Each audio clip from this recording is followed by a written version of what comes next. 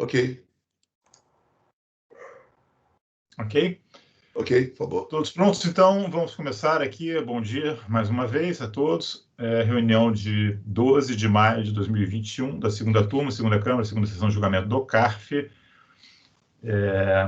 Eu vou chamar os participantes da sessão, né? Temos os conselheiros titulares todos presentes da turma e o suplente Virgílio, colaborando aí com o andamento da sessão. Então, eu vou apregoar aí, só para as pessoas se apresentarem no vídeo. O doutor Mário Hermes. Bom dia. Doutor Martim. Doutora Sara. Doutora Ludmila. Doutora Sônia. Doutor Leonan. Bom dia a todos. Doutor Virgílio. E eu aqui, presidente Rony. Vou pedir só para o Leonan, talvez, assim, o rosto dele está muito escuro, está quase preto, então se ele puder botar um pouco mais de iluminação aí, para ficar, para facilitar aí até a compreensão. Talvez mais perto fica melhor? Ainda está meio escurinho, mas a gente está com calma, não tem problema. É só realmente facilita um pouco. Vou ligar as luzes aqui. Que você está verbalizando, digamos assim, né? Mas então a gente está. Vamos começar aí a pauta do dia 19, na verdade, ontem, final do dia, usando um permissivo que existe no regimento interno, né? Regimento interno, nas portarias que regulam as sessões virtuais, nós já começamos a fazer parte da pauta publicada no dia de hoje. Então, isso vai estar, evidentemente, no sítio do CARF, tem ali. Está discriminado os vídeos que foram gravados e ali é discriminado quando é que cada item foi julgado efetivamente, vai constar também na pauta na ata publicada da sessão, que os processos foram julgados ontem, e são os processos de relatoria do Dr. Mário, que estavam programados para hoje, né? Os itens 56 a 61, eles foram julgados na tarde de ontem, porque houve tempo hábil para tanto, né? Então, repetindo, existe a previsão normativa para ser feito isso, e foi adiantado e constou naquela gravação. Então, nesta gravação agora, que é da pauta publicada para amanhã de hoje, das 9, nós já vamos começar mais adiantados, no item 62 da pauta, e imposto da pessoa física e a temática ainda estamos dentro do tema depósitos bancários, principalmente, né, que está nesse processo, e eu já passo a palavra para o relator aí. Mais uma vez, bom dia a todos, e passo para o doutor Mário, dar sua relatoria. Por favor, Mário. Obrigado, presidente. Bom dia novamente a todos os colegas. Então, o contribuinte do item 62, que é o Maurício de Tasso de Almeida Pinto. Aqui, mais uma vez, o imposto de pessoa física, como já anunciado pelo presidente, traço de omissão de rendimentos caracterizada por depósitos bancários por origem não comprovada dos exercícios 2006, 7 e 8. O contribuinte apresentou impugnação, onde ele suscita inicialmente decadência do direito de lançamento dos créditos tributários e que a atuação estaria completamente derivada de vícios insanáveis, sobre os quais discorre e clama pela sua nulidade total. Os principais argumentos de defesa estão relatados no acórdão de julgamento e eu vou detalhar por ocasião do voto. A impugnação foi considerada tempestiva e julgada improcedente. Foi interposto recurso voluntário, onde o autuado ratifica todos os argumentos de defesa articulados na impugnação e rebate a decisão do julgamento de piso sobre o argumento que no julgamento acorre simplesmente se manteve por manter o auto de infração, complementando que, baseado que sua análise se prende ao trabalho vinculado ao auditor autuante, o contribuinte passa a repetir tudo que foi impugnado sobre o auto de infração em questão, pedindo que constate, né, esse conselho que não foram anexados aos autos processuais os extratos de conta que serviu de base para o lançamento, que analise que não foi apresentado nenhum parâmetro que indicasse o motivo do impugnante ter sido fiscalizado, principalmente pela DF Belém, uma vez que seu domicílio é em São Paulo, e ter sua impugnação analisada pela DJ Belém, de maneira inexplicável, uma vez que a DJ Campinas é a DJ constante no site da Receita Federal, que deveria analisar a impugnação. Também que comprove que não foi anexado aos autos nenhuma autorização judicial autorizando a quebra do sigilo bancário e fiscal, e compreende o direito constitucional do impugnante de não apresentar provas que possam vir a ser utilizadas contra ele.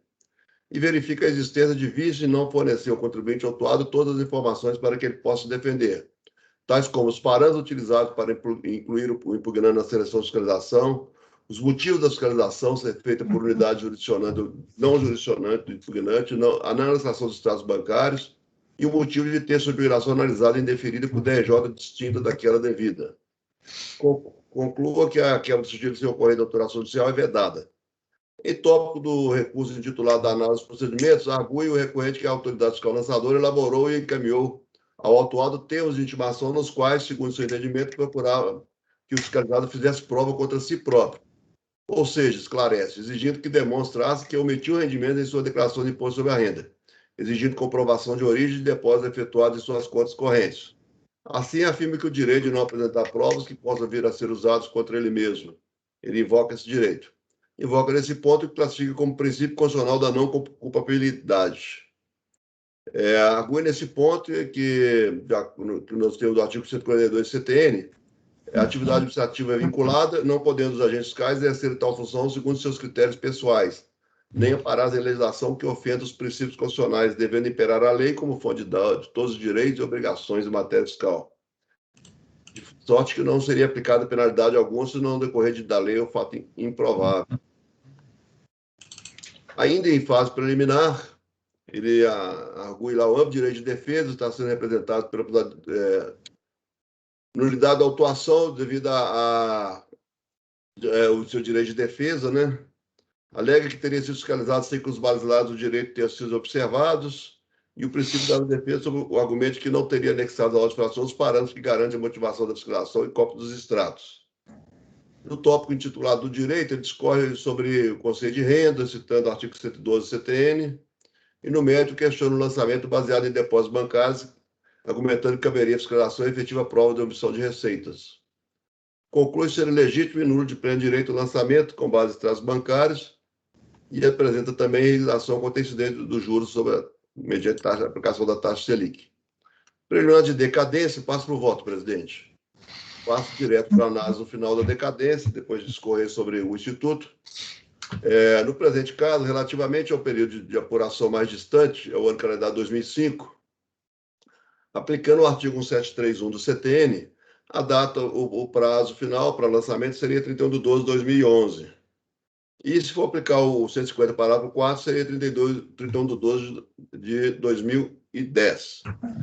Assim, tendo o sujeito passivo sido certificado do crédito tributário em 2 de 12 de 2010, conforme a RG folha 173, seja mediante aplicação do artigo 150 ou 173, em ambas as hipóteses, tem-se que a exigência foi regularmente efetuada, não se encontrando abrangido pela decadência à época da notificação do auto de infração. Alegações de nulidades, inconstitucionalidade e impossibilidade de aplicação da Lei Complementar 105 e de utilização da organização bancária para financiamento do tributo. No que se refere às alegações de defesa e nulidade, conforme já esclarecida a decisão recorrida, no processo administrativo fiscal, o litígio só vem a ser instaurado a partir da impugnação tempestiva da exigência, conforme o artigo 12 do Decreto 7235 de 72. É a chamada fase contenciosa, não se podendo cogitar de preterição do direito de defesa antes de materializar a própria exigência fiscal, por intermédio do auto de infração. Assim, a primeira fase do procedimento, a fase oficiosa, é de atuação exclusiva da autoridade tributária que busca obter elementos que demonstrem a ocorrência do fato gerador. Nesse mesmo sentido, há que esclarecer que a seleção de contribuintes para a realização de procedimento fiscal de auditoria, parte da impessoalidade de acordo com critérios específicos da administração tributária, critérios definidos pela administração tributária, visando identificar indícios de irregularidades que possibilitam maior isonomia no tratamento dado aos contribuintes, maior eficiência, eficácia e efetividade do trabalho, sendo que tanto a seleção quanto o procedimento de auditoria possuem como característica comum a atuação exclusiva da autoridade tributária, não havendo ainda exigência de crédito tributário formalizada e existindo, por consequência, resistência a ser oposta pela pessoa sob ação fiscal. Sem razão, portanto, a alegação de nulidade relativa à falta de apresentação de parâmetro que indicasse o motivo do impugnante ter sido fiscalizado, por se tratar de procedimento oficioso interno da administração tributária. Da mesma forma, improcedentes do argumento de nulidade pelo fato de estar domiciliado no Estado de São Paulo e ter sido fiscalizado pela DRF Belém, ou ter tido sua impugnação apreciada pela DJ Belém, Consoante a súmula CARF 37, é válido o lançamento formalizado por auditor fiscal de jurisdição diversa do domicílio tributário do sujeito passivo, que afasta a alegação de nulidade pelo fato do AI ter sido lavrado por autoridade do domicílio diverso.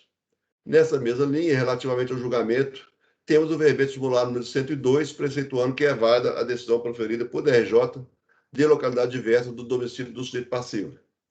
Ainda relativamente às nulidades e suposto cessamento de direito de defesa, verifica que todos os documentos que embasaram a autuação foram juntados ao processo, incluídas as planilhas de diferenças apuradas e os extratos bancários, então anexos 1 e 2, folhas 238 a 773.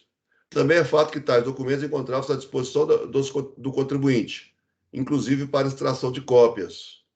Assim como o lançamento do crédito tributário foi efetuado observando o dispor na legislação e o auto de infração e o termo de verificação que o integra, descrevem com clareza as irregularidades apuradas, cita o enquadramento legal, tanto da infração como da cobrança da multa de ofício e dos juros de mora, tendo sido oportunizado o autuado desde a fase de auditoria, passando pela impugnação e recurso, hora sob julgamento, todas as possibilidades de apresentação de argumentos e documentos que afastassem a presunção de omissão de rendimentos. Pertinente à reposição parcial da adição de piso, eu peço vênia para não fazer a leitura, afasta, assim, os argumentos articulados da impugnação e ratificados no recurso, quanto a supostas nulidades e cessamento de defesa, tendo sido demonstrado não ter havido qualquer embaraço do direito de defesa do autuado.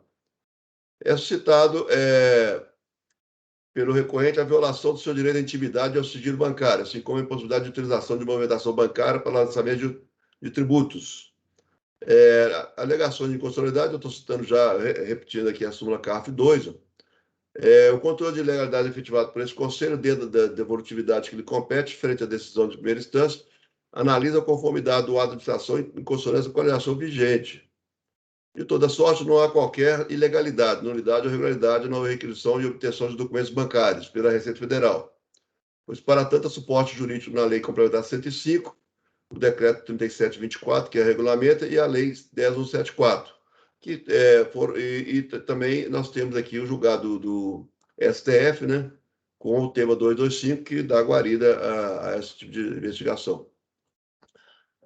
Omissão de rendimentos caracterizada de depósitos bancários com origem não comprovada. Aqui eu faço um histórico da legislação que trata dessa omissão de rendimentos, mostrando a viabilidade. Cito a súmula CARF número 26, que fala que essa presunção dispensa a fiscalização de comprovar o consumo da renda representada pelos depósitos bancários.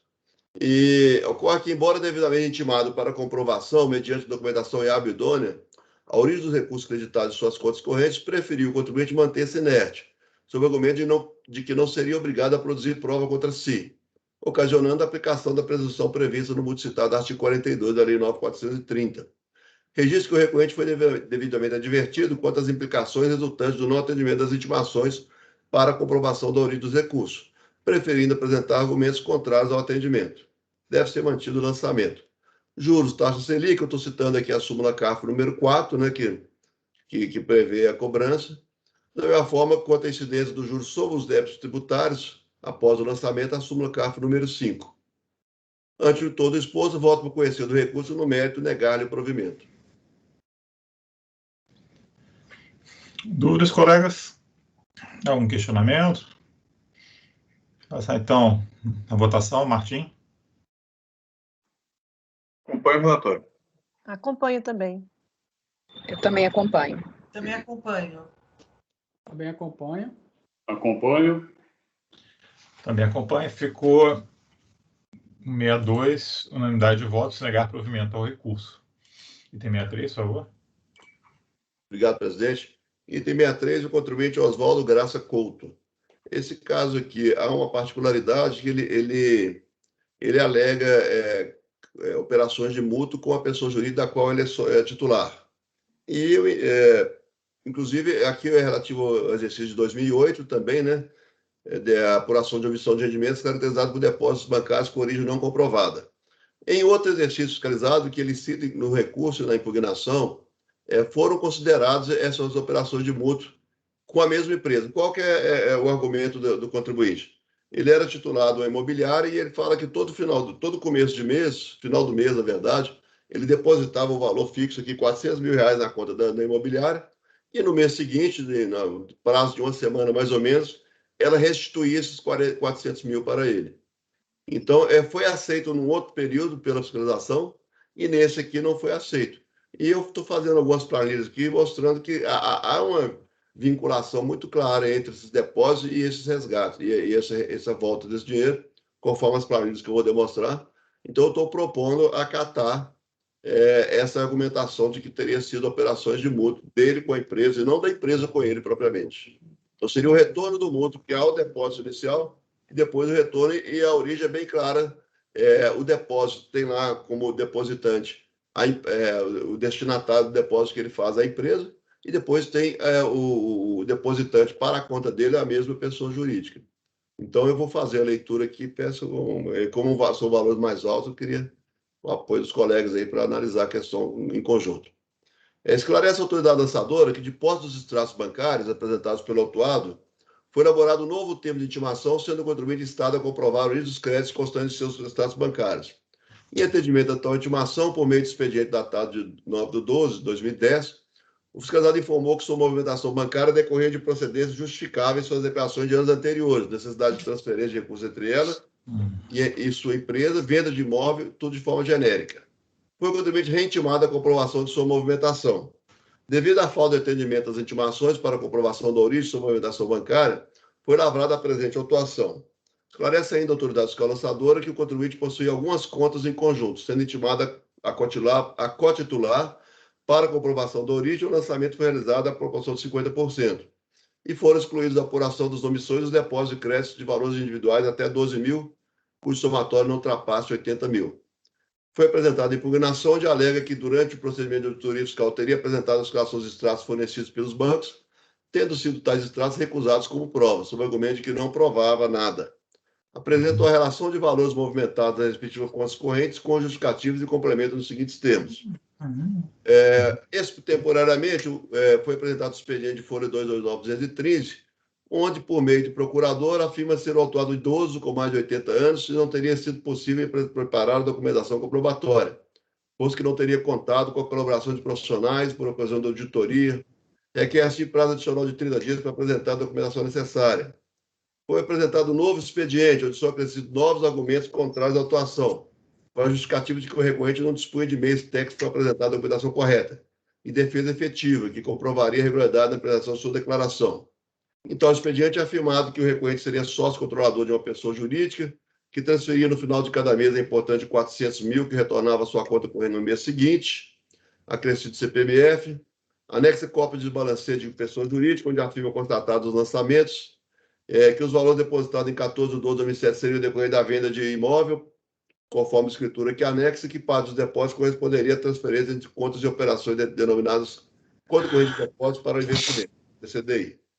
A impugnação foi considerada tempestiva e foi decidido e parcialmente procedente. Foi decidido o julgamento de piso pela exclusão do lançamento de R$ 42 mil relativo à cópia do cheque apresentado pelo contribuinte, emitido pelo comprador do imóvel, que comprovaria o depósito apurado no mesmo valor no dia 14/12.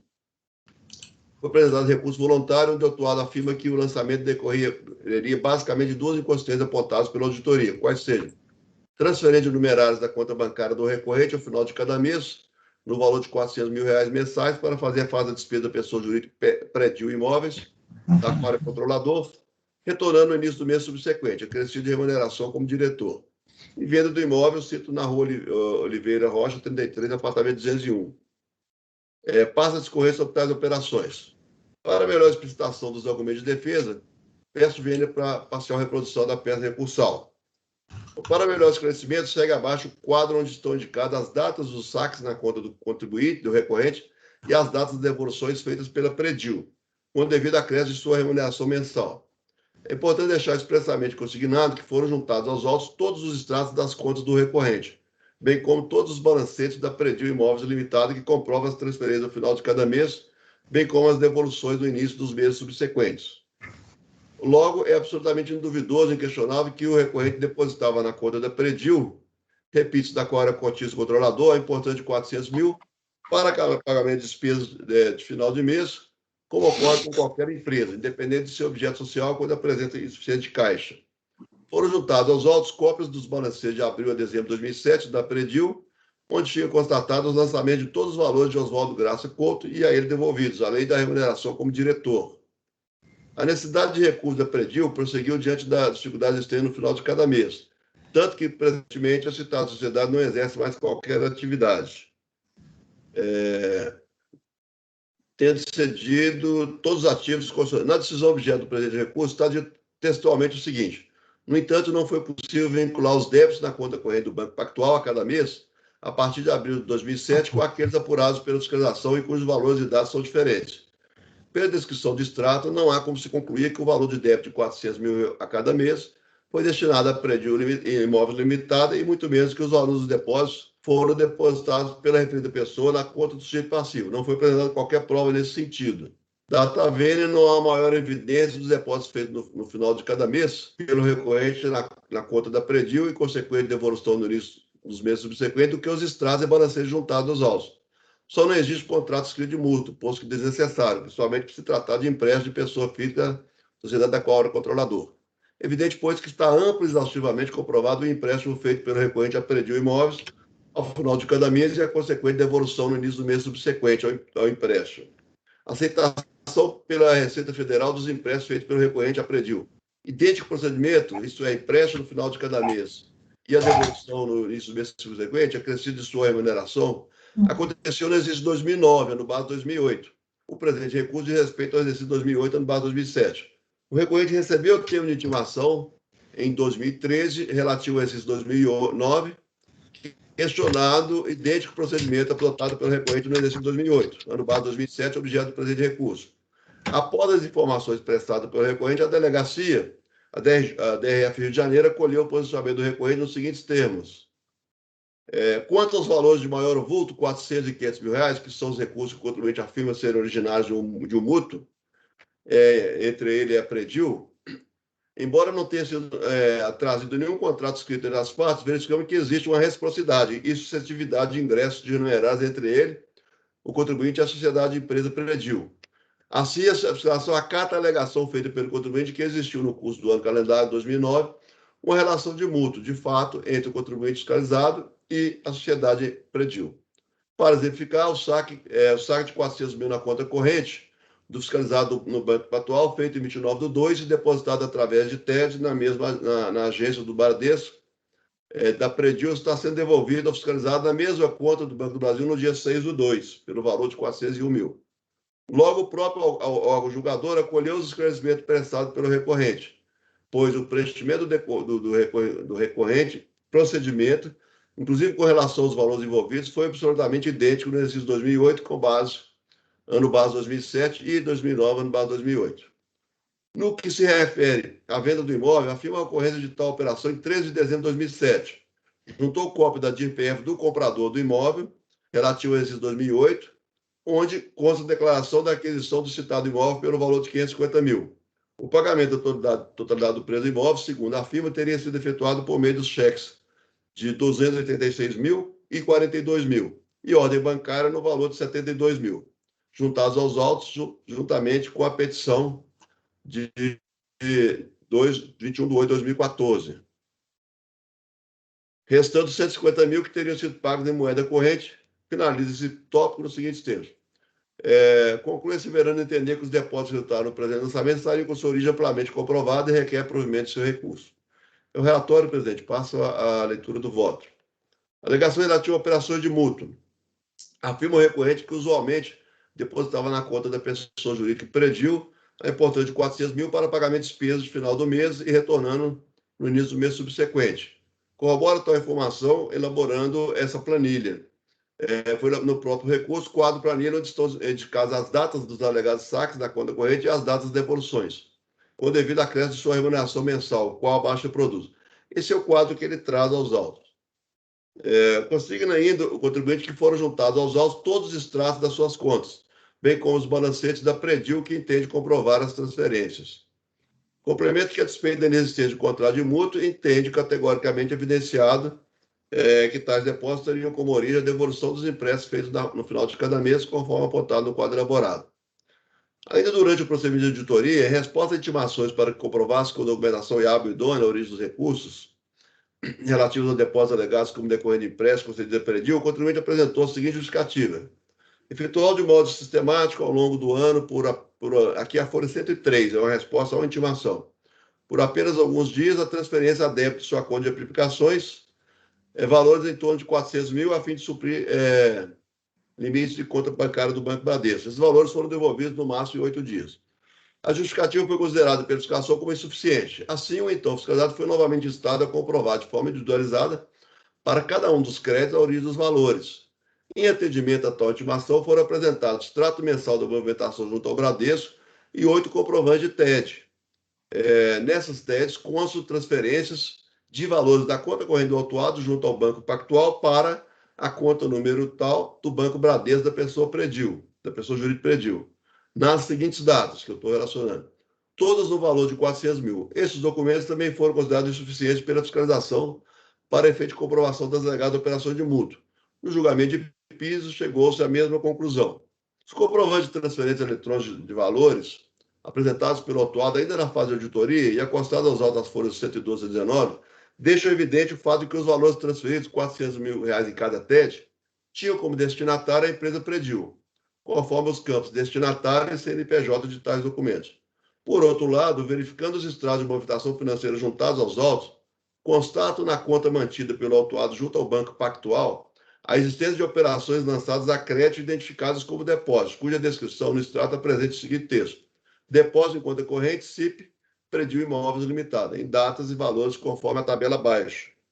Aqui eu estou relacionando aqui as datas dos depósitos na conta do contribuinte e indicando as folhas do processo. Conforme o termo de constatação fiscal lavrado pela autoridade fiscal lançadora, os valores considerados como de origem não comprovada que foram objeto da presente doação enquanto discriminados nas planilhas de folha 143.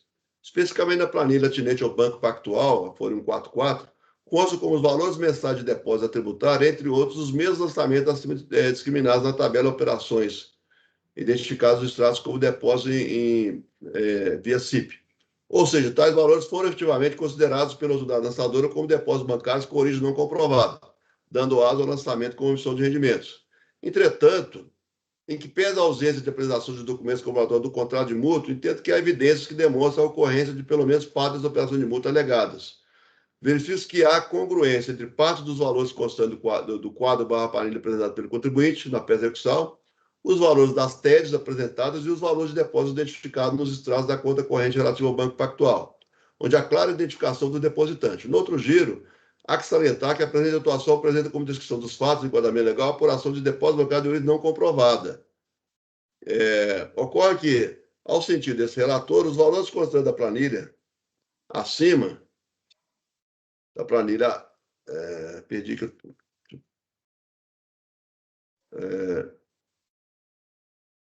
há que se salientar que a presente atuação, descrição, ocorre que, ao sentido desse relator, os valores constantes da planilha acima elaborada não poderiam ser caracterizados como depósito de origem não comprovado, uma vez que consta no próprio extrato, na coluna relativa à descrição da operação, a identificação da sua origem, qual seja, pessoa jurídica, predial ou imóveis. E há indício que tais depósitos seriam oriundos do retorno de valores depositados na conta do autuado a título de quitação de operação de mútuo, conforme passa a demonstrar. Importante destacar que os valores do objeto de lançamento derivam desses mesmos extratos. Então, aqui eu elaborei um quadro onde tem aqui a data da TED, as duas primeiras colunas. A TED efetuada pela Prediu para a conta do contribuinte, do autuado para a conta da Prediu, né, da empresa que ele é sócio. Então, as datas aqui, 28/6, 30/7, 30/8, é sempre no final do mês. Os valores e o retorno o suposto retorno desse dinheiro, né, que seria em torno de uma semana, 10 dias no máximo, com esses acréscimos de CPMF que ele falava, e mais remuneração do capital, e de valores bem parecidos em termos de tal, pelas datas. Entendo que, relativamente aos valores relacionados na última coluna da tabela, acima, que totaliza R$ 2.428.78561, os documentos constantes dos autos denotam derivarem de operação de mútuo. Na verdade, é uma espécie de conta corrente realizada entre o autuado e a pessoa jurídica Prediu.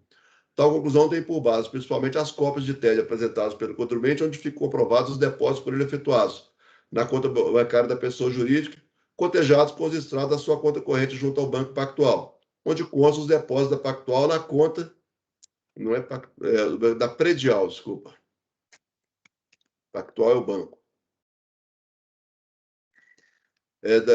Da Predial na conta do contribuinte, em valores compatíveis com as TED anteriores e dentro do prazo médio de 8 dias, como afirmado no recurso. Nesse termo, voto pela exclusão da base de cálculo do presentamento do valor de R$ 2.428.785,61, por considerá-lo com origem comprovada, não subsumindo-se a hipótese que trata o artigo 42 da Lei 9.430 de 96. Alegação relativa à venda do imóvel, afirma o recorrente que parte dos valores decorre da venda do imóvel. Acrescenta que tal operação teria ocorrido em 13 de dezembro de 2007. E junta ainda cópia da DIR-PF do comprador do imóvel, onde consta a declaração da aquisição do citado imóvel pelo valor de 550 mil. O recebimento seria 280 mil em cheques, né, 2 cheques de 286 mil e um de 42, e a ordem de pagamento do valor de 72 e parte em espécie. Considero que o tema foi acertado e suficientemente analisado no julgamento de piso. Não merece reparo a decisão zarada. Veja que o cheque no valor de R$ 286 mil foi emitido pela Universidade Federal do Rio de Janeiro e possui como beneficiário o senhor Oswaldo Graça. Não há qualquer tipo de referência ou outros elementos que possam correlacionar a operação de compra e venda do imóvel com o referido cheque, da mesma forma quanto a ordem de pagamento da folha 303, de forma a estabelecer um vínculo entre as operações. Conforme explicitado na decisão de piso, o depósito bancário é uma opção de receita e deve ser individualizado. Nesse caso, a delegacia de julgamento considerou somente o valor de R$ 42 mil, que é o cheque oriundo do comprador do imóvel. Esses outros valores que ele alegou que também seria decorrente da venda do imóvel, um é um cheque da Universidade do Rio de Janeiro e o outro é um depósito sem qualquer comprovação da origem. E parte seria em dinheiro, também não justifica. Não sendo estabelecido qualquer vínculo de operação de compra e venda do imóvel com cheque no valor de 286 mil e a ordem de pagamento no valor de 42, tem a autoridade fiscal o poder e dever de considerar os valores depositados como rendimentos tributáveis e omitidos da declaração jurisdicional. Apesar de devidamente advertido quanto à ausência dessa vinculação, no recurso apresentado, o contribuinte limitou-se às mesmas argumentações, sem a apresentação de outros elementos que efetivamente as comprovassem. Assim, não cabe considerar como prova da origem dos depósitos se o contribuinte não demonstra de forma individualizada e por meio de documentação hábil e idônea a relação entre cada um dos depósitos e sua fonte, devendo ser mantida a decisão de piso relativamente à alegada origem de recurso em operação de compra e venda do imóvel. Baseado no exposto, voto por conhecer do recurso no mérito de dar parcial ao provimento para excluir da base de cálculo o valor de R$ 2.428.785,61. É o voto, presidente. Ok. Dúvidas? Está bem exposto, a meu ver, né?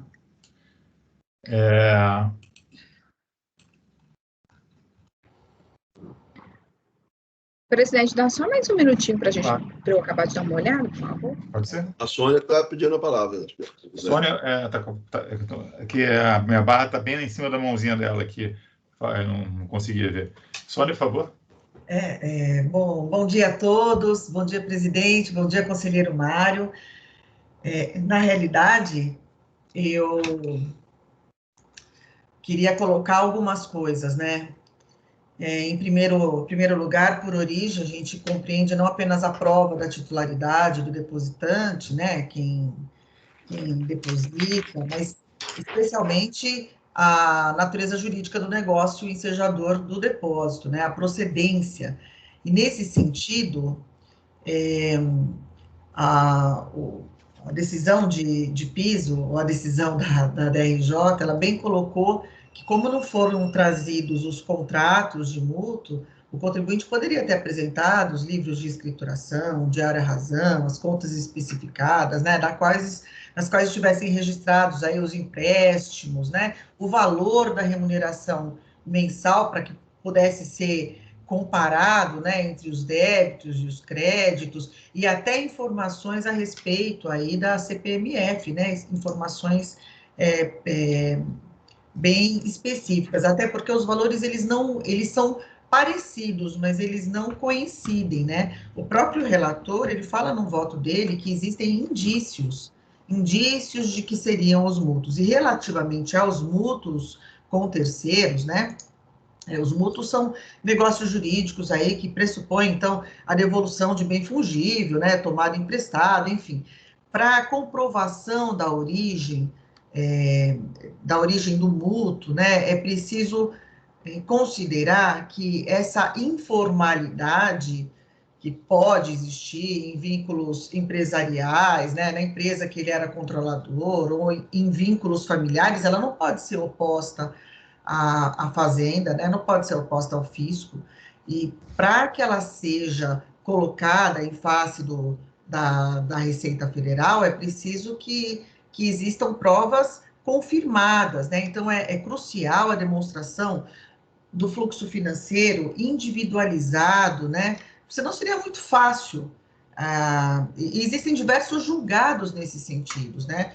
No sentido de que as operações de mútuo, para serem opostas ao fisco, elas requerem o registro do instrumento, né, de manifestação de vontade, as operações de mútuo entre as partes, especialmente entre pessoa jurídica e seus sócios, elas requerem formalidades mínimas, né? A ausência dessas formalidades ela impede aí o reconhecimento. Então, eu já queria trazer essa minha posição para reflexão e discussão do colegiado. Obrigada.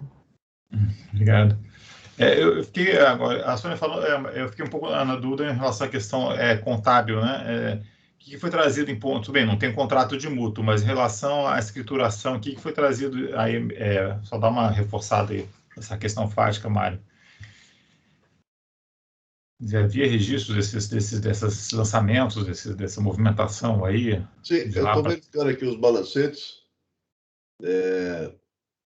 que ele apresentou, onde ele tem o lançamento, né? Eu só estou tentando localizar os valores aqui no balancete, por exemplo, na página 270, o balancete do mês de junho, de 28 de junho, vamos ver aqui. Mas só para localizar o valor certinho.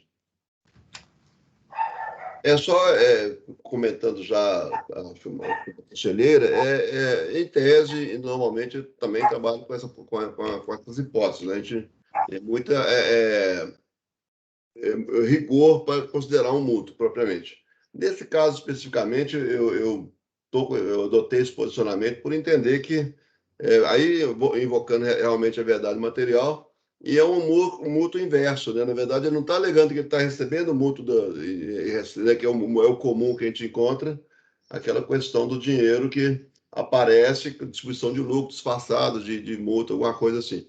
Nesse caso, especificamente, eu vi a situação inversa. Ele faz os depósitos na conta, então há esse fluxo de ida e volta do dinheiro. Então, invocando a verdade material, que eu estou adotando esse procedimento.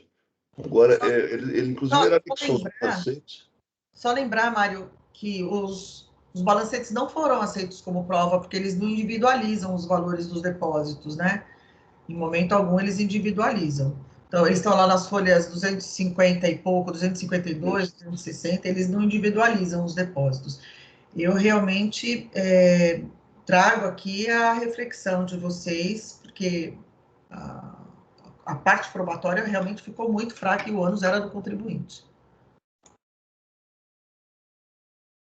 Ele tem os valores aqui lançados a débito, né, principalmente. Aqui, tem débito e crédito. Agora eu me lembrei, perdão, presidente. Ele tem aqui, seria a conta corrente, o razão. Então, se você procurar o razão de Oswaldo Graça, nós vamos pegar aqui na folha 270, por exemplo. Então, o razão aqui de Oswaldo Graça Couto, ele tinha aqui um saldo anterior de 399, um débito de 419 e um crédito de 416. Então, que demonstra o movimento da entrada e da saída. Tem o lançamento a débito e crédito. Não são valores que aqui seria o valor dos movimentos do mês e não somente dos 400 mil reais. Então, sempre superiores a esses 400 mil. Agora, ele trouxe foi só um razonete, né? Com receitas e despesas. Relativamente aqui ele tem o balancete seria um balanço, né, uma posição do mês, não tem os lançamentos contábeis, ele não trouxe os lançamentos, ele trouxe o balancete onde tem o balanço mensal e tem a posição das contas do razão. Então, a conta razão Oswaldo Graça, a primeira delas aqui na página 270, mês de junho, ele tem esse movimento de entrada e saída de valores um pouquinho acima de 400 mil reais. E assim, mês a mês, a gente vai encontrar essa mesma posição. Quer ver? Ó, no mês de junho é a página 271, não, desculpa, 270, né? Depois nós temos aqui, eu estou pesquisando pelo nome, mas nem sempre aceito. No mês de... aqui, qual mês? Balancete mensal. É porque ele pôs por anexo, então tem que ver qual que é o mês aqui. Agosto. Eu estou pegando aleatoriamente. Então, tem na página 279, que eu estou fazendo pesquisa pelo então, ele tem aqui um movimento de débito de 418 e de crédito de 422 da conta do contribuinte, Oswaldo. Isso aí é a conta razão, né? E assim por diante.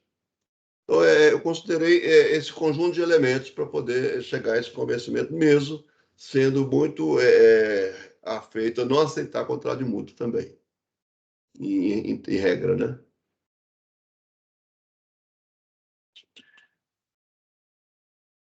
Sem som, presidente. Olha, tem mais alguma observação? Está com a mãozinha, né? Está sem som, hein? Sem som, Isso, com a mãozinha levantada. Né, que a legislação ela determina, a Lei 9430 ela determina a obrigatoriedade aí ao contribuinte de demonstrar individualizadamente, né, os valores não coincidem, eles são aproximados, mas eles não coincidem, os balancetes eles não servem, portanto, de provas, o contribuinte não trouxe outros elementos, e eu acho muito frágil o conjunto probatório para se excluir essa omissão de rendimentos. Só essa colocação aí para a discussão do colegiado. Ok. Alguma consideração mais? A Ludmila estava olhando. Senão a gente passa a votação. Como é que está? Está pronto para votar? Tá, acho que tô. Acho que tô. Você acha que está boa? Que acha que tá bom. Vamos lá, então. Martim, como vota? Eu acompanho o relator. Eu vou acompanhar o relator também. Acho que está bem assim parecido os valores, com datas, essa planilha que ele trouxe aí, o Mário, a data que entrava, a data que saía, então eu vou acompanhar o relator. A despeito das considerações da conselheira Sônia, que foi inclusive o motivo que eu estava fazendo essa análise dos autos, eu acredito que essa correlação, apesar de realmente, né, faltar um pouco de clareza, eu acho que ficou bem estabelecido, e eu também vou acompanhar o relator. Então, eu apresento uma divergência ao voto do relator, voto no sentido de não aceitar como elementos de prova apenas esses indícios, considerando que eles não trouxeram aí a individualização das contas, elementos probantes suficientes para afastar a omissão de rendimentos por depósitos bancários de origem não comprovada.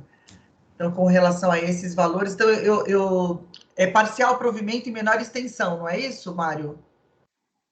Não, seria negar provimento. Seria negar provimento. É negar provimento? Então, eu voto por negar provimento. O recurso. Mário, eu fiquei com a dúvida. Na fase fiscalizatória, quando intimado a comprovar a origem, o contribuinte, desde o início, ele trouxe essa documentação ou essa documentação veio na impugnação?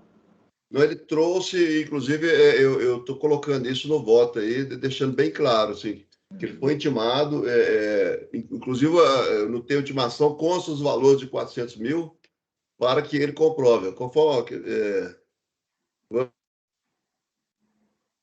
o financiamento, 143, ele foi intimado, sim, a comprovar. Eu vou tentar aqui, talvez fora 104. Deixa eu tentar ver se é ela mesmo. Para a gente otimizar, presidente, eu vou pedir vista, mas vista de mesa. Tá. De mesa, eu não vou levar para outra sessão, não. Amanhã, eu olho hoje à noite com mais calma e amanhã... Tá, fica vista de mesa. Então, vamos adiante. Aí depois, qualquer coisa, o Mário passa informação aí até pelo WhatsApp. E aí, se puder me passar essa informação depois, Mário, eu agradeço. Sim, não, mas certamente ele foi. Eu vou só achar o termo de intimação. Combinado? Não ficam registrados os votos aqui, né? já estão semi-registrados. Passar então ao 63, por favor, Mário. Ok, obrigado, presidente. Convertido em vista coletiva de mesa, tá? Se alguém quiser dar uma reolhada, fica à vontade também. Não, obviamente. É o 64, né, agora? É o 64. É o 63. A vista foi no 63. Isso. Tá certo. O outro foi negar provimento. Tá. 64. Item 64, também o contribuinte Ronaldo Ribeiro Mateus, e também tratando de depósitos bancários com origem não comprovada, lançamento de IRPF do exercício 2006. O contribuinte apresentou impugnação de insério preliminar, argui a nulidade do lançamento, sob o argumento de que os campos data e hora de todas as laudas do auto de infração não teriam sido preenchidos. Adentrando ao mérito, aponta a suposta contradição do TVF, ao afirmar que, após a análise de seus depósitos de bancários apurados e cuja origem entendeu não comprovada, foram considerados omissos os valores. Entretanto, afirma na mesma folha do TVF, o auditor fiscal, em item anterior, que o contribuinte sendo reitimado, deixa eu só corrigir isso aqui, que o contribuinte sendo reitimado apresentou a documentação comprobatória da origem do numerário. Conclui não haver, assim, qualquer justificativa que embase o lançamento do auto de infração. Complementa que os valores apurados que geraram indevidamente o crédito tributário não correspondem a valores por ele efetivamente recebidos, já que não foram considerados os cheques depositados e devolvidos, bem como estornos em conta corrente e créditos oriundos de empréstimos junto a instituições bancárias. Anexos relatórios em que a firma indicar as referências entre os valores recebidos. Relatórios esses que, segundo a firma, foram elaborados tendo como base a documentação anteriormente entregue à fiscalização. Concluindo que, por entendermos que não são provas cabais, quanto à origem de grande parte dos numerários e também a atividade do contribuinte, reiteramos que sejam aceitos, já que tratam-se de dados reais, hábeis e definitivos. Juntamente com a impugnação foram apresentados 10 anexos. A impugnação foi considerada tempestiva, tendo sido julgada parcialmente procedente.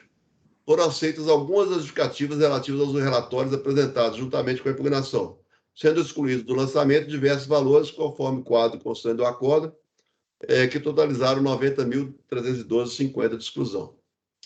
Foi apresentado recurso voluntário, onde o autuado reitera os argumentos de defesa articulados na impugnação. E eu peço licença para passar direto para o voto, que eu vou detalhar esses argumentos por ocasião do voto. Preliminar de nulidade, advoga o autuado a nulidade de todo o lançamento, sob o argumento de que os campos data e hora de todas as laudas da via do auto de infração, da via por ele recebida, não teriam sido preenchidos.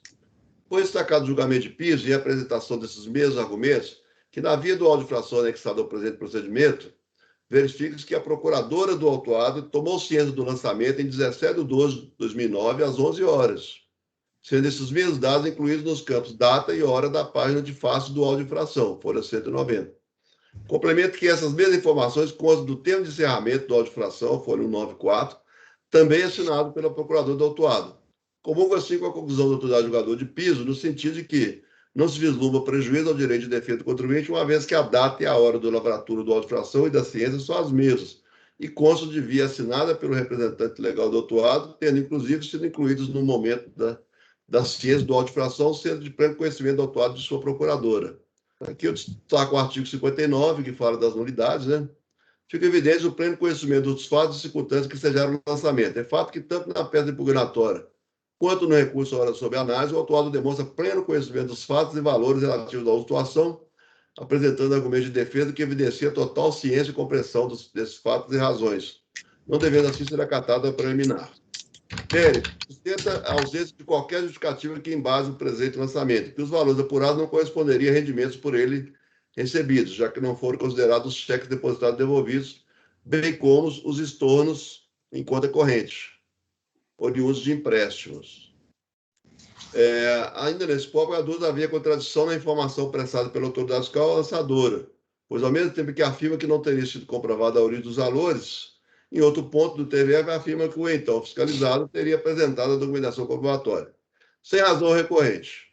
De início, deve ser registrado que o TVF deixa claro todos os procedimentos adotados, onde é expresso registro de que, após reiteradas intimações, o contribuinte não comprovou com documentação hábil e idônea, coincidente em datas e valores, a origem dos créditos e depósitos verificados em sua movimentação bancária, não havendo qualquer passagem que abone a alegada contradição. Alega o recorrente que o auditor responsável pela impugnação, tendo sido reintimado, apresentou a documentação comprobatória da origem.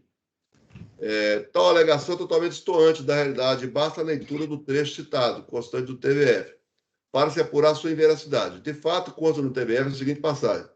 Em 6 de agosto, o contribuinte apresenta a documentação e que, do confronto das informações apresentadas com os valores dos créditos e depósitos bancários, constantes dos estados bancários, bem como da análise dos documentos, apresentaram inconsistência de valores e data, conforme demonstrativo dos valores de veículos.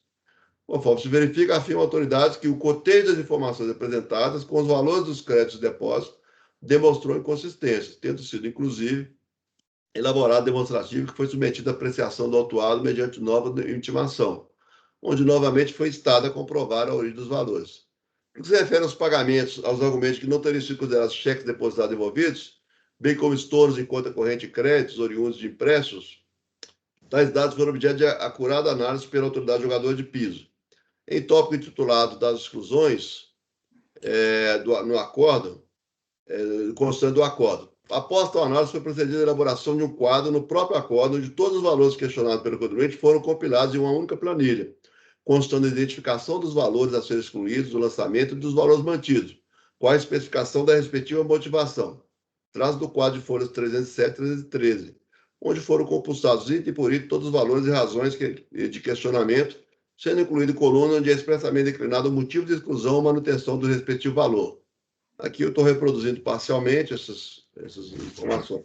Tendo em vista a análise procedida no julgamento de piso, concordando com as conclusões relativamente aos itens mantidos no lançamento, sem razão recorrente quanto à sua impregnação, pois foram excluídas as operações em que foi possível a perfeita correlação entre valores lançados a crédito e devoluções e estornos, entre outros. Tudo conforme detalhadamente especificado no referido quadro. Finalmente, advoga do recorrente que os valores apurados que deram causa ao lançamento não correspondem a rendimentos por eles efetivamente recebidos e teriam sido devidamente indicadas as referências entre os valores recebidos, conforme documentação apresentada à auditoria, requerendo que sejam aceitos tais documentos, por se tratar de dados reais, hábeis e definitivos. Conforme destacado acima, por ocasião do julgamento de piso, foram excluídos do lançamento aqueles que o recorrente logrou comprovar, mediante documentação hábil e individualizada. Também foram esclarecidos no acordo recorrido que o depósito é considerado uma omissão ou rendimento de receita ou rendimento quando sua origem não for devidamente comprovada, conforme previsto no artigo 42 da Lei 9.430. Ao deixar de comprovar tal origem, limitando as afirmações de origem diversa, sem apresentação de documentação hábil e idônea, o contribuinte dá ensejo à transformação do indício em presunção de omissão de rendimentos passivos de tributação nos sistemas da lei. A matéria é sumulada, né? Eu estou citando aqui a súmula, nossa súmula CARF 26. Como não foram apresentados os elementos necessários para comprovar suas alegações, os dados que lhe competia, não se sustenta as alegações voltadas a afastar a presunção de omissão de rendimentos. Ante o exposto, voto por conhecer do recurso no mérito negar-lhe provimento. Colegas, alguma dúvida? Nós vamos passar a votação aí do item 64. Martim, como vota? Eu acompanho o relatório. Acompanho também. Eu também acompanho. Também acompanho. Também estou acompanhando o relator, presidente. Com o relator. Eu também voto com o relator, então ficou negar provimento ao recurso. A gente chegou ao item 64, por unanimidade de votos por negar provimento. Agora, 65, a gente tem uma previsão de sustentação oral, né? Creio que o patrão ainda não chegou. Eu vou contatar o suporte mais uma vez da sessão. Tainara, por favor. Alguma notícia do patrão do item 65? Ele ainda não entrou na sala de espera. Ok. Mas, assim, em tese, poderíamos já julgar, mas dada a peculiaridade que eu já noticiei no início da sessão, né, de que a gente estamos adiantados em relação ao que seria razoável esperar, porque nós julgamos já alguma coisa da sessão de hoje, no dia de ontem. A gente vai conferir mais essa oportunidade, tem uma questão de razoabilidade, né? E vamos mais à frente, a gente faz uma última tentativa de julgar esse 65, quer dizer, faz mais uma convocação do patrono, né, para ver se ele aparece finalmente.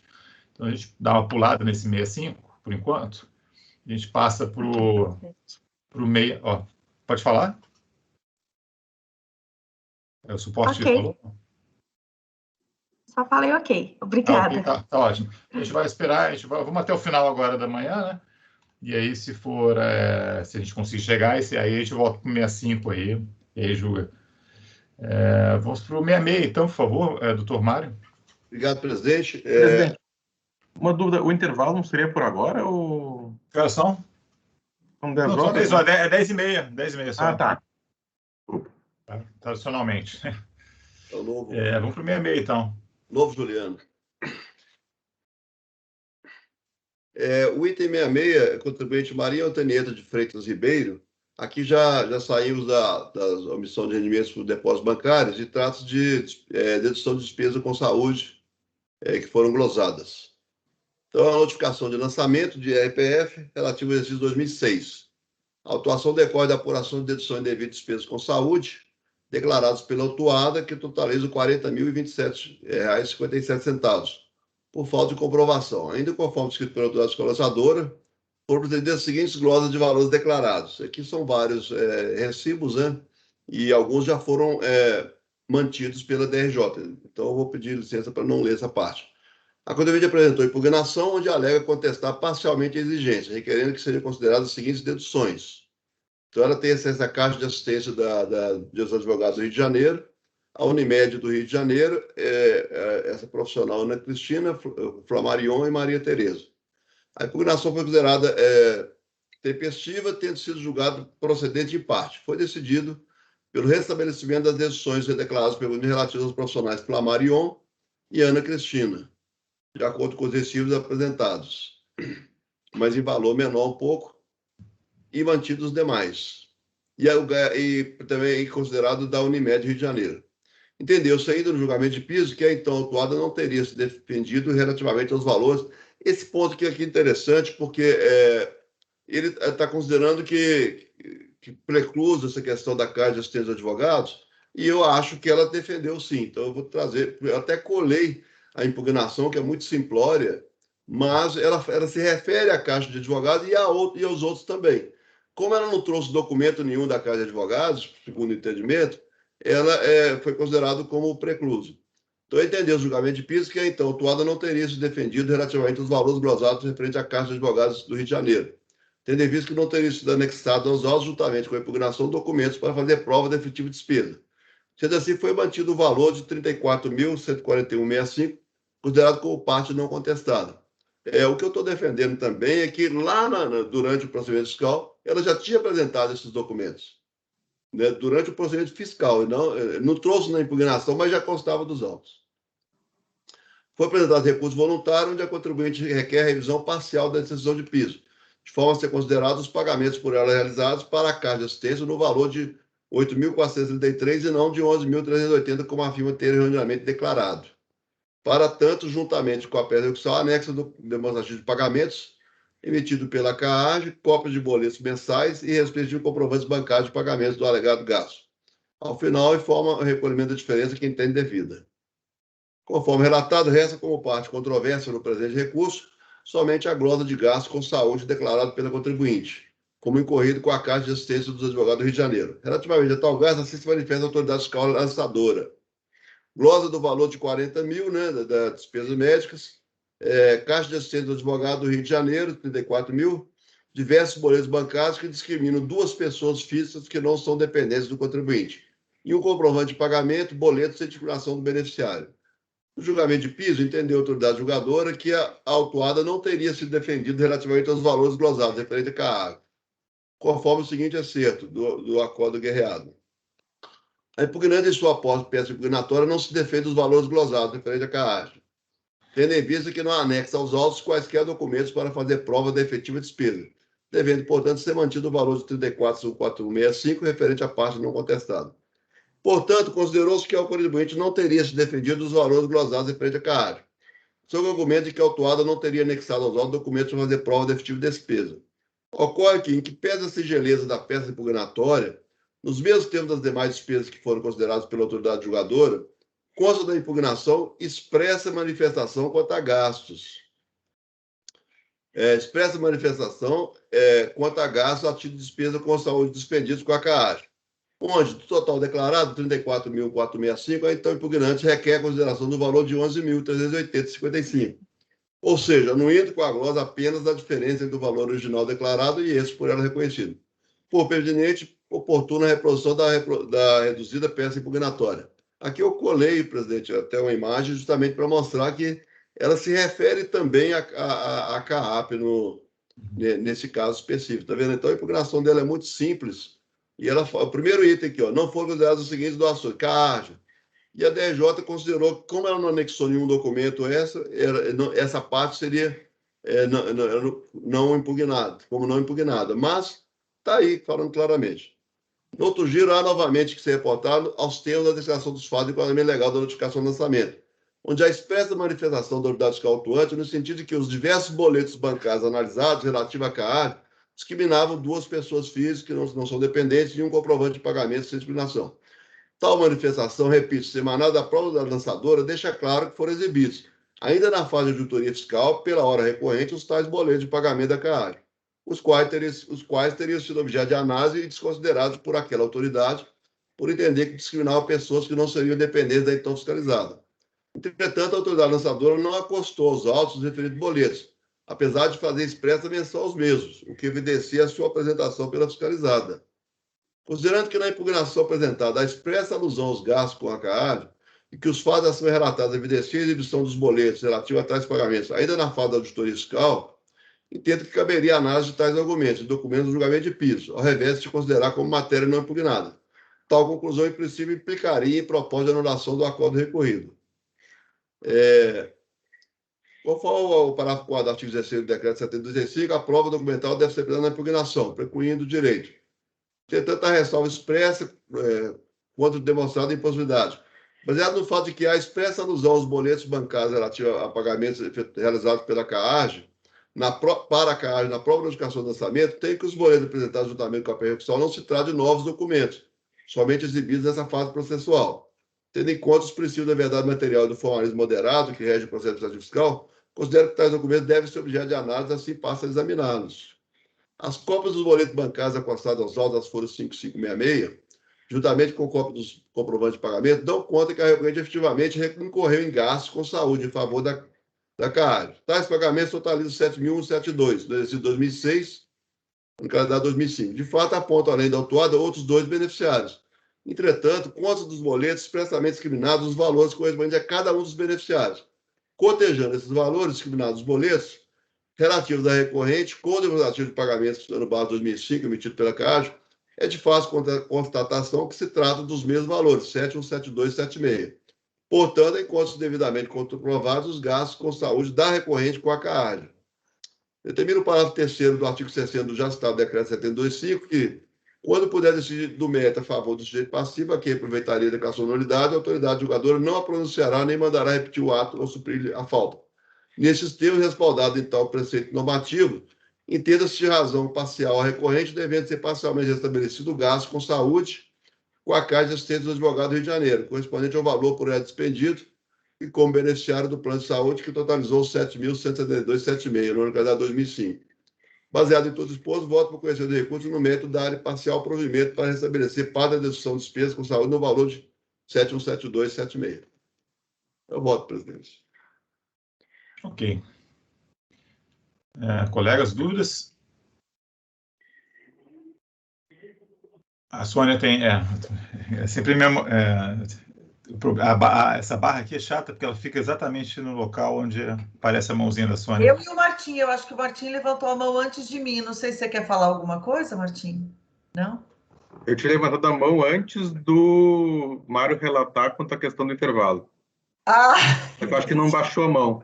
Não baixou, agora baixou. Abaixo da mão não é automático, a gente que faz também. Tá, Sônia, por favor, com a palavra. Mário, eu entendi o que aconteceu e você até faz aqui uma indicação, né, correta, de que, em princípio, a situação implicaria em anulação do acórdão recorrido. Na realidade, a DRJ não abriu contencioso para essa matéria. E eu entendo que o fato da DRJ, que nós temos duas opções aqui, para mim, no voto, eu não consegui compreender como é que você afastou a nulidade, caso você entenda, né, caso a gente chegue à conclusão, e me parece que você está certo, que houve impugnação a respeito dessa matéria específica, porque você até trouxe lá a tela, realmente é uma impugnação bastante simples e o contribuinte pediu, né, para que fosse, se insurgiu também contra aquela infração tributária. Se você conseguir entender dessa forma, eu não vejo outra possibilidade a não ser anular o acórdão da DRJ. E eu não vejo aqui no teu voto, na fundamentação, elemento suficiente para afastar uma nulidade. Na medida em que houve o julgamento pela preclusão da matéria em primeira instância, essa matéria, ela não foi devolvida, não abriu o contencioso, então ela não veio para o CARF, então você não poderia conhecer dela e deferir, mesmo com base aí, você traz aí o parágrafo 4º do artigo 16 do PAF, né? Não existe essa possibilidade. Esse parágrafo 4º, ele só fala que da apresentação da documentação fora do prazo, né? Enfim, eu queria ouvir você melhor a respeito desse assunto, porque para mim o texto aqui não é suficiente para afastar a nulidade do acórdão de DRJ. Eu posso fazer só uma parte, Sônia? Na verdade, assim, eu acho, eu entendo a tua colocação, mas não me parece que seja um caso de nulidade, né? Na verdade, seguidamente a DRJ ela deixa de apreciar na verdade, ela analisou os autos e ela entendeu que o contribuinte, diante das provas que ela tinha ali, ela achou que não estava articulado suficientemente a impugnação do contribuinte e que ela não tinha que ela não tinha feito uma. Eu tenho que ler a decisão da DRJ, mas assim, não, eu estou com a decisão aqui aberta. Eu fui olhar. O que ela falou? Ela falou que não tinha impugnado? Não impugnada. Matéria não impugnada. O Mário fez constar isso no voto dele. Matéria não impugnada? Matéria não impugnada. Se a matéria não impugnada, não abriu o contencioso para essa matéria. Portanto, essa matéria não foi devolvida para o CARF. Não, isso aí tudo bem. Só conversando que não me parece assim, porque a DRJ seguidamente faz esse tipo de situação, né? Direto, né? A gente está aí já com pouco tempo de cá, você está vendo. Seria um caso se houvesse embargos por omissão, seriam embargos por omissão lá. Olha, você não apreciou determinada matéria que foi impugnada, mas não existe, então sobe para a gente. Tá? Agora, então, não existe propriamente como... independentemente não vejo isso propriamente como uma nulidade da decisão, não sei. Ela entendeu aí que acho até a questão de supressão de instância é uma questão separada, tá? Só não vejo assim como uma nulidade propriamente, né? Eu acho que foi uma avaliação equivocada da peça aqui. Não, Rony. Você poderia colocar com pretensão de defesa, né? Mas assim. É porque a peça de impugnação é uma peça difícil mesmo de compreensão, né? É muito primária, assim, então pode ter gerado alguma confusão justificável por parte da DRJ. Não, a questão, Rony, é a seguinte: se a DRJ não conheceu da matéria, ela não abriu o contencioso para aquela matéria. Se ela não abriu o contencioso para aquela matéria, o CARF não tem competência para analisar. Então, tudo bem. Para que essa matéria seja conhecida pelo CARF, caso a gente entenda que houve impugnação, me parece que houve impugnação, a DRJ tem que se manifestar a respeito desse assunto. Ela tem que conhecer da matéria, ela pode afastar a matéria. Não, tudo bem, só digo assim, para mim, essa situação toda, eu estou entendendo a tua colocação, só estou dizendo só, que para mim não é um caso propriamente de nulidade, tá? É uma questão aí que não vi uma preterição de defesa assim, muito clara, na verdade, uma má avaliação de prova aí que gerou essa situação. Não sei se seria um caso de nulidade. Tem minhas dúvidas, tá? De qualquer maneira, essa questão a gente vai se deparar com ela, tem se deparado com ela seguidamente, né? No sentido de que... E aí tem uma linha que defende o processo, até a linha que defende a causa madura, né? Que já estaria aí os elementos para a gente julgar, e tem a tese da supressão de instância. Eu, particularmente, eu faço assim, eu faço o meu distinguish, né? Por assim dizer, que depende do nível de probatório que está sendo...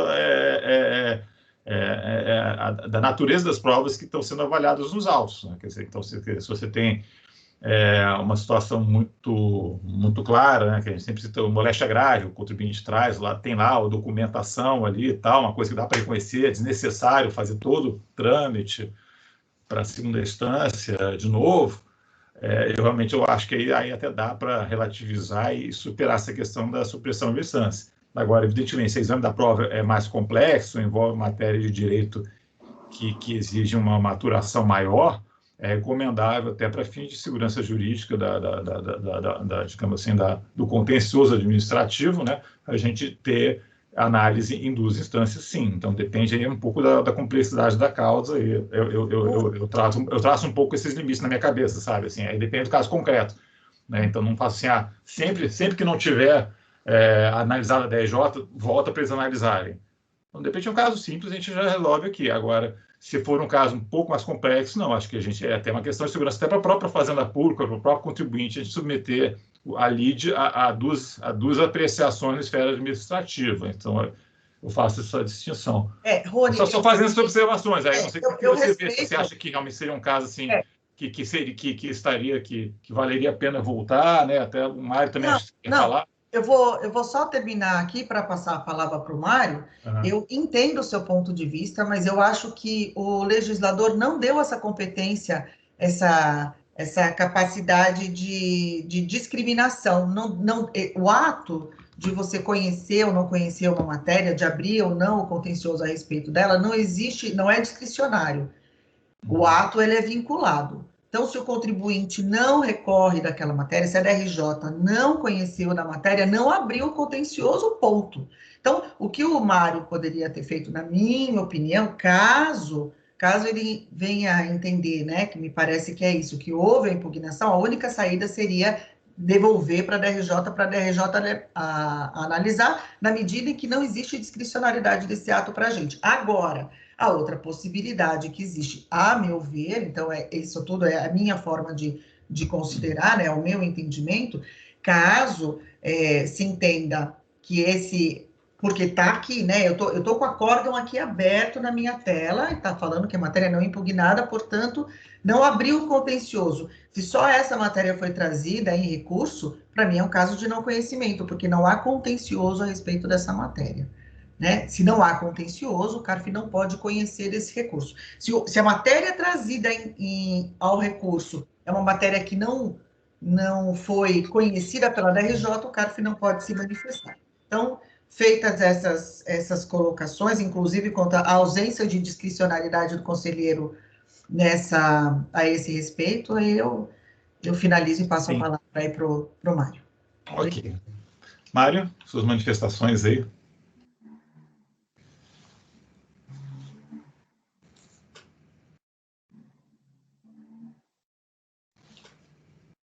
Mário, está sem som. Obrigado. Entenderam direitinho, né? Então, ótimo. Essa última questão colocada pela conselheira, a gente tem julgado o tempo todo, né? Por exemplo, no caso de intempestividade declarada ontem, nós julgamos um caso que foi declarado intempestivo lá pela DRJ. E aqui se decidiu pela tempestividade. Então, se fosse o caso, também seria não conhecimento do recurso, né? Não conhecimento do recurso, porque não instaurou contencioso. Voltando aqui para o PAF, né, o decreto 72, ele fala que a fase litigiosa se inicia com a impugnação tempestiva.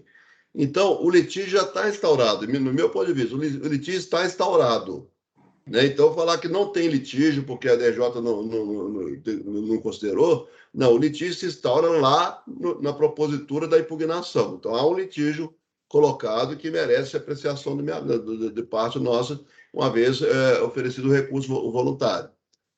Eu coloquei no voto justamente isso. A priori, seria, na minha opinião, o caso de anulação da decisão de piso para que seja procedido a novo julgamento, apreciando essa matéria também.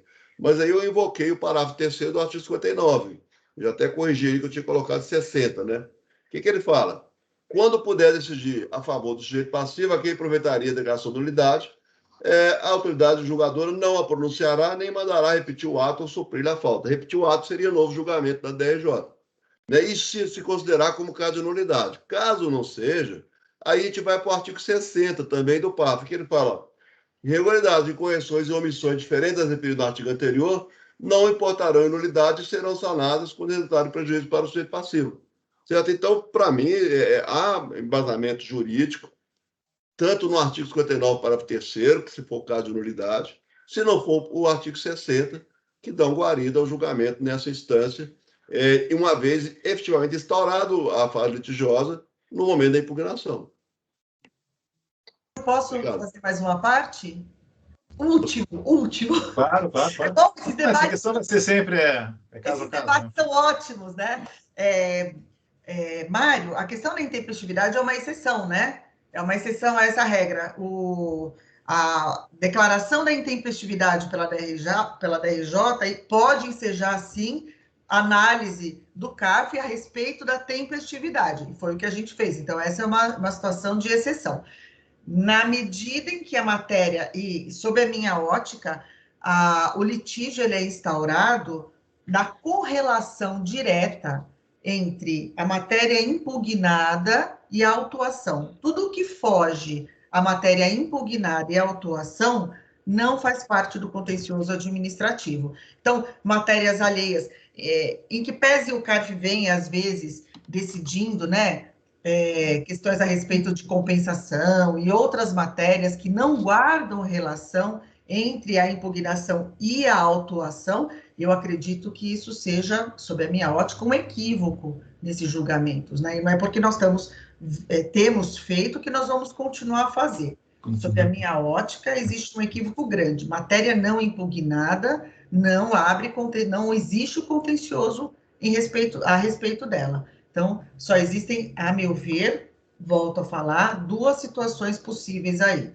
Ou se entende que a DRJ deve analisar essa documentação sob pena de supressão de instância, e não dá para superar isso com os artigos 59 e 60, como você mencionou, na minha ótica, ou se entende pelo não conhecimento. Então, essas as minhas colocações, senhor presidente. Mário, obrigada. Ok. Então, se ninguém tiver mais nenhuma colocação, a gente passa para a votação. Todos que ficaram mais quietos aí, né, observando o debate dos fazendários. É o caso complexo mesmo, que é, como sempre digo, causado por falhas no julgamento de primeira instância, que não tem mecanismos processuais para não falhar essas falhas na primeira instância. Então, traz esse abacaxi aqui para a gente.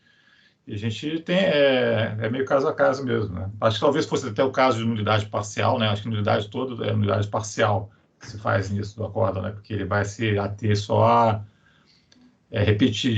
analisaria só essa questão desse tópico que não foi analisada, né? Essa minha dúvida só em relação à nulidade, porque se fosse uma nulidade clara, tipo assim, o contribuinte ele se pronunciou sobre alguma coisa e a DRJ ela simplesmente não analisou aquele tópico, não. Aqui houve uma interpretação da DRJ que aquilo não estaria impugnado. Ela analisou aquela documentação e achou que aquilo ali não servia para estabelecer um litígio. Por isso que eu fico um pouco assim, na dúvida em relação a melhor encaminhamento, até porque é um caso meio sui generis, né? O que geralmente acontece é a DRJ simplesmente ignorar. Ela ignora que o contribuinte impugnou uma determinada matéria. E por falha mesmo grosseira, né? Aqui é um pouco diferente, mas enfim. Passar a palavra para o Leonan, depois a gente passa a votação. Tá? Leonan, por favor. É só uma dúvida para o relator. Sônia está afirmando, pelo que eu estou entendendo, que a matéria não foi impugnada. E a DRJ, inclusive, disse que a matéria não foi impugnada. Aí o relator está entendendo que a matéria foi impugnada e a DRJ... Não é isso, Leonan, não é isso, não. O que aconteceu no caso foi o seguinte, houve uma peça de impugnação, tá? Em que um dos pontos estava assim, o contribuinte impugnou, mas era uma peça de impugnação um pouco confusa. Então, a DRJ, analisando aquela peça, considerou que não estava impugnada, tá? Mas aí chegou aqui, o Mário olhou e achou não, está impugnado. Tá? A minha dúvida é essa.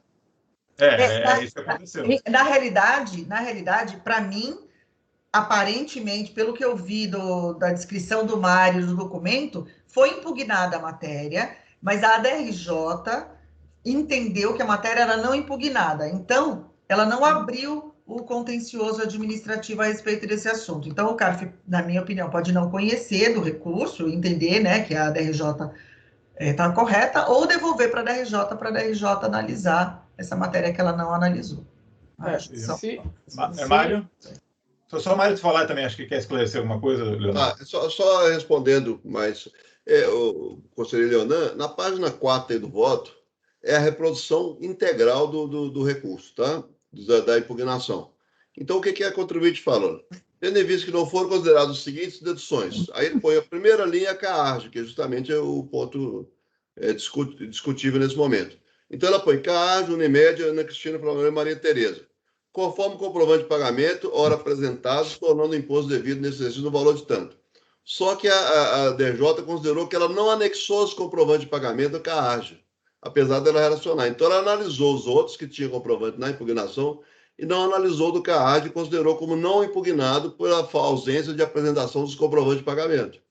Só que esses comprovantes de pagamento, eles foram objeto de expressa manifestação no tema de verificação fiscal, pelo auditor fiscal. Então, eles foram apresentados em tempo oportuno, que seria durante o procedimento fiscal.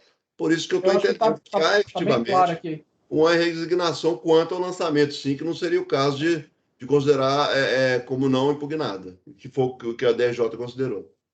Claramente está impugnado, claramente teve um equívoco da DRJ. E eu acho que essas considerações do Mário com relação a poder aproveitar e não precisar declarar nulidade, inclusive quando o processo está maduro, tem vasta jurisprudência do CAF, que o CAF julga. Eu acho que dá para votar já. Ok. Bom, tem essa questão processual, então, né, que está debatida. Então, vamos agora para a votação. Colegas, Martim, como vota? A favor. Só um minuto. Não seria o caso, então, da votação inicial quando essa colocada pela conselheira Sônia? Não, acho que não. Não, mas eu não coloquei que não houve impugnação. Eu acho que houve impugnação. A minha questão é que não foi aberto contencioso para essa matéria. Então, eu acho que houve impugnação, que não foi conhecida, e que o CARF pode se posicionar de duas formas. Ou ele pode entender que não houve impugnação, que não é o nosso caso, então ele não conhece do recurso a respeito desse assunto, porque não houve a instauração do litígio a respeito desse assunto. Na medida em que eu entendo que o litígio ele se instaura da correlação lógica entre a matéria de impugnação e a autuação, então tudo que foge a isso não é objeto de litígio. Então eu acho que essa é uma saída, e a outra saída, que é a saída que eu vou colocar aqui para vocês, é que não nos cabe analisar essa matéria na medida em que ela não foi analisada pela primeira instância, e nesse sentido ela deve voltar a ser analisada pela primeira instância, que declarou indevidamente que a matéria não tinha sido impugnada, não abriu o litígio a respeito desse assunto. Eu acho que o CARF não pode se manifestar, apesar de existir jurisprudência do CARF nesse sentido. Eu discordo dessa jurisprudência, eu acho que o CARF não pode se manifestar em matéria não conhecida pela DRJ. A proposta, pelo que eu entendi, então, é votar uma primeira rodada sobre a nulidade, ou se o processo está maduro. Eu acho que não precisa, não. Quem quiser abrir divergência, abre divergência. Por favor. A vida já é complicada demais. Vamos começar a votação. Martim, por favor, como vota? Enquanto tem a proposta relatora. Aí depois mas você já ouviu, já teve o debate, já tem a Sônia já expulsa o entendimento dela, que seria para anular, fazer uma nulidade parcial da decisão com a retorno dos autos à DRJ, né? Então, vai votar. Eu acompanho o relator. Eu acompanho o relator também. Eu acompanho o relator, eu vou só acrescentar, né, que ainda, né, dentro dessa perspectiva, está clara a impugnação, isso ninguém discorda disso, que a matéria foi objeto de impugnação. Você tem um equívoco perpetrado pela própria DRJ para a gente fazer, né, considerando, né, celeridade, eficiência da administração, o fato de a causa já estar apta para julgamento, então eu não vejo assim, nenhum impeditivo aqui no âmbito do processo administrativo para fazer a apreciação dessa matéria, e por isso eu acompanho o relator. Eu abro divergência, voto pela nulidade parcial, por conta das considerações que eu já coloquei, por conta da inexistência da discricionariedade do ato, da supressão de instância e da não abertura do litígio com relação a essa matéria. Eu acompanho o relator, inclusive aplicando o artigo 60 do Decreto 7235. Com o relator. Ok, eu vou votar com o relator nesse caso, né? Eu tenho um pouco de preocupação, gente, na situação que vai ter situações que é o caso simples, tá, gente? Assim, então não tem grandes repercussões o não conhecimento, a gente tratar isso em instância mais ou menos única, né, digamos assim. É lógico que motivado por um erro da DRJ, tá? Mas vai ter casos aí pela frente que vai ter situações mais complexas.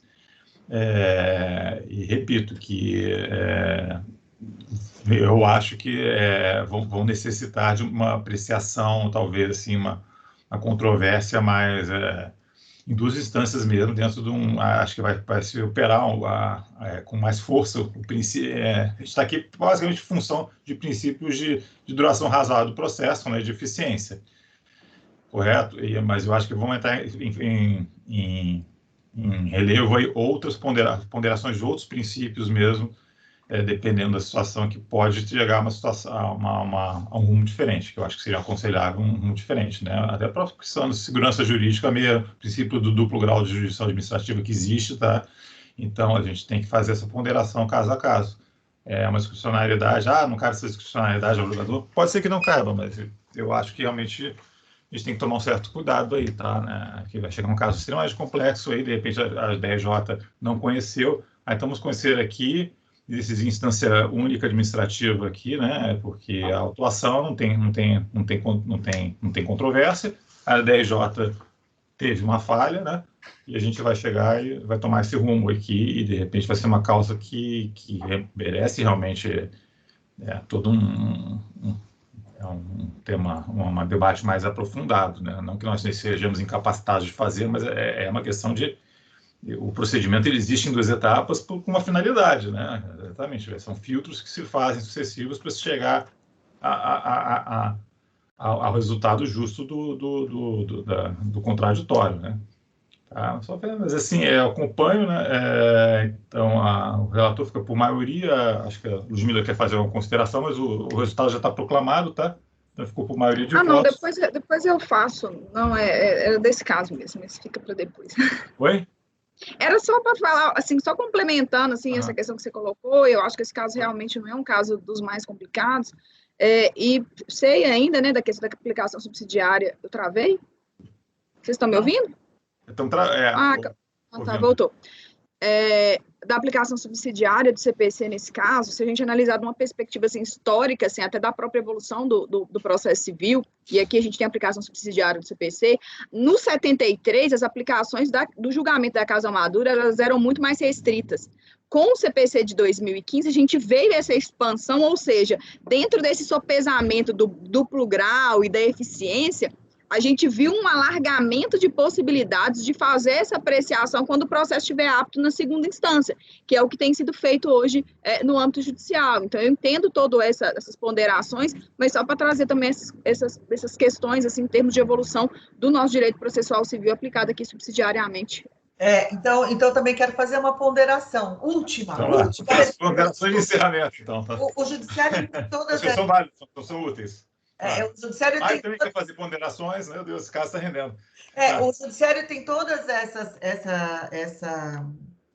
esse poder, porque o judiciário, a ele é conferido fazer justiça, né? No nosso caso, não.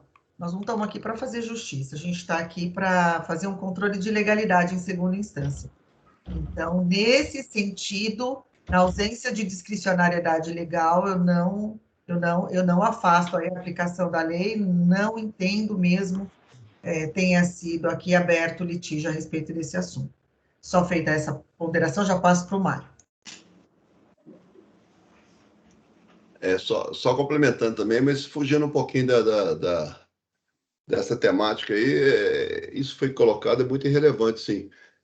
Na última reunião, salvo me engano, no mês passado, nós tivemos essa discussão, né, questão lá do ADA, né, assim, a DRJ não conhece do recurso por causa do ADA, não conhece não dá provimento por falta do ADA, e a gente estava dando provimento e analisando o APP, por exemplo, sendo que não tinha sido analisado lá na delegacia de julgamento, né? Então a gente tem que ter esse cuidado, sim, acho que tratar caso a caso de acordo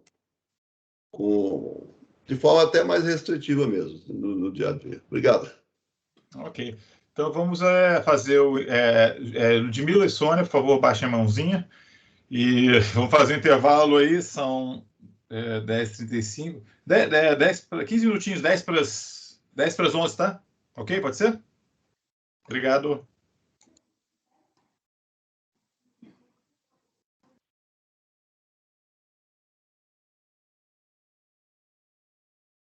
Ah.